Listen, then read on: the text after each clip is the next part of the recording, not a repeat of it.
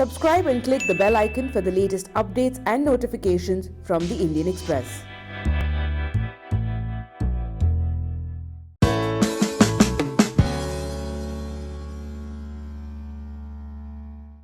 What has been your impression about the political commentary in the run-up to elections? It's been, I think, a terribly negative campaign. I don't remember a campaign that's been as negative and as vicious as this one. And I worry that the content is personal and vicious because they think that that's a safer basis to get either elected or re-elected than to deal with issues and take positions on positive messaging. Jobs become the most critical aspect of an economy and also for in the society at large. So, being in the formal manufacturing sector, what has been your anecdotal experiences about job creation? If you look at job creation in industry, in larger industry, I mean, job creation has been very low, as you know, in terms of officially reported job creation. I think where there has been more job creation is actually in contract employment. Contract employment very often prompted by large industry. I'll give you an example of a factory not very far from here. I won't mention the name of the company, but it's a leading FMCG company.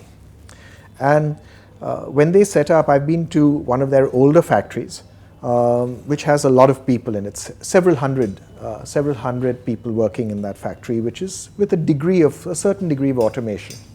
This new factory has, if you go into the actual factory, from the time that raw materials come in through to the time that you have the finished product, there are, I think, 15 or 20 people compared to several hundred in this factory. But then when you get to the end of the line, there's this huge hall full of people who are taking the finished product and putting it in boxes. Yeah. So they're doing a basic final sort of packaging activity and then the shipping activity. And all of those people are contract labor. Though the 20 or so people in the factory are employed by the company, the several hundred people, I think 300 people in the packaging area, are not employed by the company, they are contract labor. That doesn't show in manufacturing employment, that will show presumably in services or something. You know, there is better and better data on contract labor, but it's still not by any means robust. So I think there's a fair amount of employment of that kind that's been created that doesn't show in the official manufacturing labor statistics. I think total employment has been flat, not just over the last 5 years, but I would say go back over the last 10 years and it's probably been flat. This whole thing about the new economy creating large number of jobs, and we are growing at, say 6.5–7%, that kind of growth rate. Clearly, we are not absorbing many people which are entering the labor force every year. You know, there's no good, robust job statistics. But if I had to guess, I would say that we are actually creating, if not millions of jobs, we're creating certainly hundreds of thousands of jobs, probably in the low millions of jobs each year. How many? I don't know, and I'm not sure anyone really knows. But the bulk of those jobs, it seems to me, are in informal services. The bulk of those jobs are, I think I saw a number that someone mentioned of 7 million jobs that have been created in security services over the last, I think the period that they were talking about was about 10 years. Yeah. The problem with these kinds of professions is that they're not good quality jobs. These are very informal jobs. These are jobs without much security. And these are jobs that are very dependent on the immediate employer in terms of how well the individual is treated and what kind of dignity they are accorded. Again, on the jobs thing, one of the things which the government did was block the NSSO survey, which talked about how say probably jobs have shrunk, or now it's being called a draft report. So this respect for institutions, which in a democracy should is probably the hallmark of democracy. How do you look at it? If you look at the regard that governments have for institutions, I think especially when governments are in a hurry, when they're clear what they want to do, they see anything that seems to come in the way as an unnecessary encumbrance. I admire the Prime Minister for his desire to find a place in our history books. I think he came into office with that very much as part of his ambition. But when we want to do many things, sometimes we see people who, noise or things that block us along the way as being unnecessary, and so we should knock them out of the way. And I think somewhere along the way, we learn that actually institutions are the hallmark of democracy, that they are what provide checks and balances, that they are actually what enables a free society to operate with a certain set of rules. And even though some things tend to go off track from time to time, a properly functioning institution can bring them back. Yeah. And just to take the specific example of the NSSO survey, as a result of actually not releasing the survey, I think the average Indian who had never heard of the NSSO suddenly has. So I think it backfires, when one attempts to do that, because we have institutions like a free press and press like the Indian Express that will then publish a leaked report and the results of the report. And then everyone reads it because it's interesting and exciting, and even if you weren't interested in the subject. I mean, I bet there's a group of people in this room who would normally never read an employment survey, but who have read all the articles about it simply because the government tried not to release it. But if you actually, the best way of dealing with it is to actually put the data out there and let people fall all over it and argue about it and point holes in it. That's what our noisy democracy should actually enable, and it's the way we operate, really. Previous government, at least there was occasionally this group of 11 or 13 led by Jamshed Godrej and Deepak Parekh who wrote those open letters. What has been most surprising is also the silence of the corporate sector on many issues which are of critical importance, be it the jobs data to start with, or be it the exit of Urjit Patel. I think this government is more sensitive to criticism than previous governments have been. Maybe that's because several ministers are sort of first-time national ministers, and as they get more used to the role, maybe they'll develop broader shoulders and thicker skins and be less sensitive. The most open ministers in the government are people like the finance minister, Arun Jaitley, like the minister for transport, Nitin Gadkari. They are the most open. I mean, you can talk with them and argue with them and criticize them, and they will come right back at you and tell you where you're wrong and what you need to do. But they're very happy to engage. I think sometimes it takes that perspective, and having served in government. Actually, I think what it takes more than anything else is having served in government and then having lost power and served in opposition. Losing power is a lesson in humility like no other, and I think it teaches a respect for debate and argument that is very healthy. So maybe we need to see that pattern work its way out. Your company makes boilers. The best barometer of investments happening in the economy is the number of boilers and compressors which are getting sold. Sure, yes. Okay. And probably your industry and whatever, and compressors are probably the best barometer. What is happening? Have they been flat? Have they been growing? What is happening in these two? So, we get business from two sectors. We get business from people setting up new industrial projects, and we get business from existing plants that are trying to become more efficient. That second piece has been pretty robust right through the last 10 years. The first piece, in terms of fresh industrial investment, has been pretty flat and low for the last 7 years. So it was low and depressed for the last 2 years of UPA, and it's been low and depressed for the full 5 years of the current government. But broadly speaking, in the aggregate, we've seen industrial investment be flat. So our personal experience ties in perfectly with the macro data on industrial investment, which is that it's low and depressed, and that depression has been sustained for the last 7 years. But do you see any kind of recovery on the capex front, basically? Also, today RBI went for A rate cut.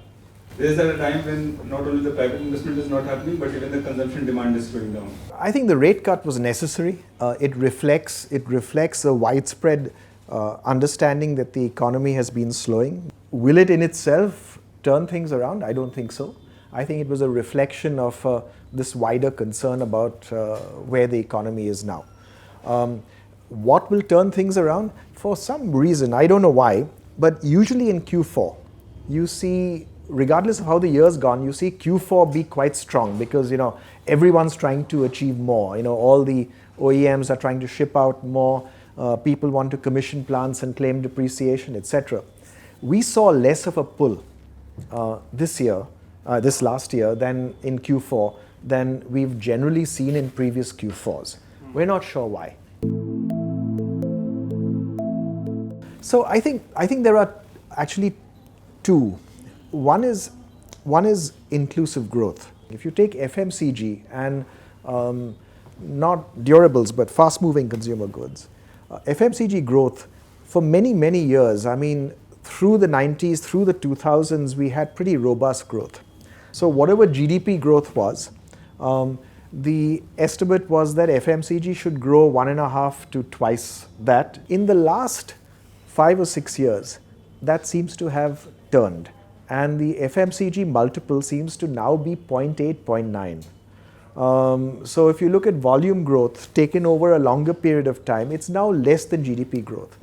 I haven't seen a really good analysis that asks why, but I have a hypothesis. And my hypothesis is that I think in the last few years, our growth has for some reason become less inclusive. Fewer and fewer people have become first-time buyers of toothpaste and soap and detergent and burgers and whatever, chips, and as a result, it's showing then in the wider FMCG data. The second is, I think there's an issue with sentiment among industrialists in terms of investment. And while I really respect the initiatives of this government to try to get people to comply with all applicable rules and regulations, I think the general tenor of debate has been, there's this sort of view that industry is somehow suspect.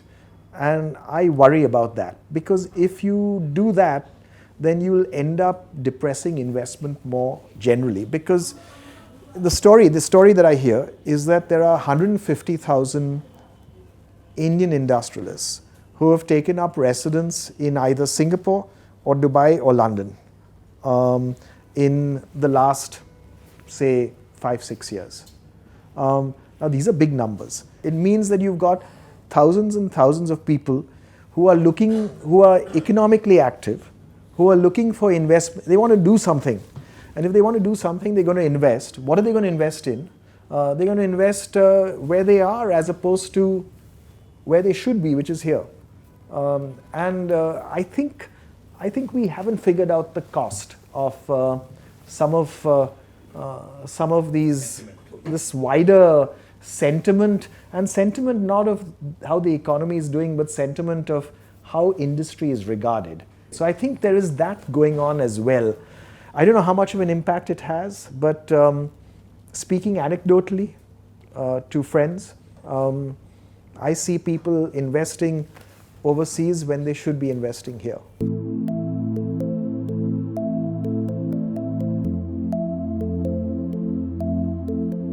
I think demonetization definitely affected consumption. We saw that very dramatically in the first months, but within a year there was a recovery. So if you look at Q3 of 2016-17, Q4 of 2016-17, Q1 of 2017-18, you definitely saw demand significantly depressed as a result of demonetization and then later the introduction of GST. But by Q2 of 17-18, FMCG companies were reporting significant volume growth quarter on quarter, and by Q3 and Q4 of 17-18, they were reporting significant volume growth on 2 years before, so before demonetization as well. So I think by the end of 17-18 and certainly going into 18-19, FMCG companies had recovered from demonetization. So there was that fall, but then there was a recovery in volume growth. So yes, it had an effect, but I think it was transient. During UPA 2, post the Vodafone judgment, industry had come out in the open, talked about overreach by tax officials. There's a similar sort of circumstance, at least again purely from anecdotal evidence, that the government is struggling to meet the tax targets, and there is pressure on industry to cough up advanced taxes. I'm not hearing, honestly, I'm not hearing of real widespread incidences of raids and such going on as a way of increasing revenues. I think there's some of that that is politically motivated, but I don't think it's sort of tax terrorism run amok. Yeah. Now, having said that, where I am concerned is that this government has changed some rules that gives greater powers to tax officials than they had earlier on. This was done in the budget about 2 years ago. But as of now, my sense is that there isn't widespread use of those existing rules. You touched upon an important aspect of sort of the disregard for industry, or maybe not the regard the industry would expect from the government. What is the solution for this? Because we have had instances where a lot of businessmen have run away, and if the government comes closer, so it seems as if it's favoring the cronies. So there is a dilemma which is on the both sides. And I think without this bonhomie between the government and the industry, as government should be close to industry, it should not be close to individual industrialists, right? So, and I'm talking about all governments, whether present or previous, yeah, or future, yeah, that there should be a closeness, as in listening to industry, listening to what needs to be done, but then deciding for itself in the national interest, yeah, and it has to. If government listens to industry too much, that's not good for the country, right? It has to hear industry, but then do what's right. I think the industry department is actually very open and receptive. The industry minister is very open and receptive, very proactive, very keen to get input, very keen to pick up ideas. I think that needs to turn into a wider view of industry as being something that is positive. And yes, you may have some deviants, and there's no other word for it, some deviants along the way who do the wrong thing. Go after them with in every possible way, because criminality should be prosecuted. But at the end of the day, don't let that become a basis for making policy that affects everyone else. As part of CII, do you see increasing incidents or concentration of some industrialists having access to the government? I mean, over the years, has it really concentrated? I don't think so, actually. I think you'd have to go back to pre-1991 days to see that kind of phenomenon really playing out. Where certain industrialists had, a real connect. I don't think that there's, this group of industry has an inside track to the government and everyone else is outside. I don't think that's the way the government, this government functions, or the previous government functioned, actually. So there may be particular individuals who have relationships that they carry that they carry forward. But that's always true. That was true earlier and it's true now. The refrain of national security that, look, we went and hit Pakistan, and the fact that it strikes a chord in a section of the electorate, or it makes political sense for leaders who know their politics very well to say this. How do you read that? What does it say? The whole nationalism claim has been a game changer in terms of popularity. I think we'll see what happens in the actual election. I wish such issues were actually beyond the political sphere. Because my own view is that actually that this government and the previous government have broadly done the right thing when it's come to national security. And to accuse in either direction that they're damaging the fabric of the nation or not protecting its interests or something is wrong. So I don't buy that. I don't think I'm the only Indian who doesn't buy that. So I think there are many millions of Indians who will think similarly that this debate is actually not a debate.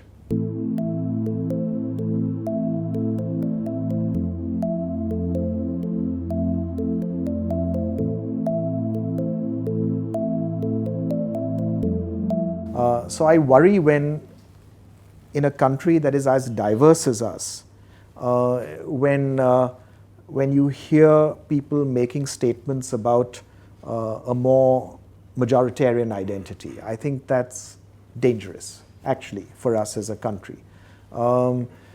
I would like to hear a much more inclusive identity being pushed by our political leaders, and our political leaders saying, we want to be elected by all Indians. We want to be elected by Indians of all communities, all economic backgrounds, all professions, all parts of the country. And I think seeing that narrative of inclusiveness in our political discourse would be a really healthy thing. What will get us there? I think it's the results of the election. I think when people start showing that they win elections on the basis of an inclusive message, it will turn very quickly. And all of a sudden, everyone will become includers. And very quickly, really. So the sooner the better. I think we underestimate the power of love. Yes, and the good sense of our people.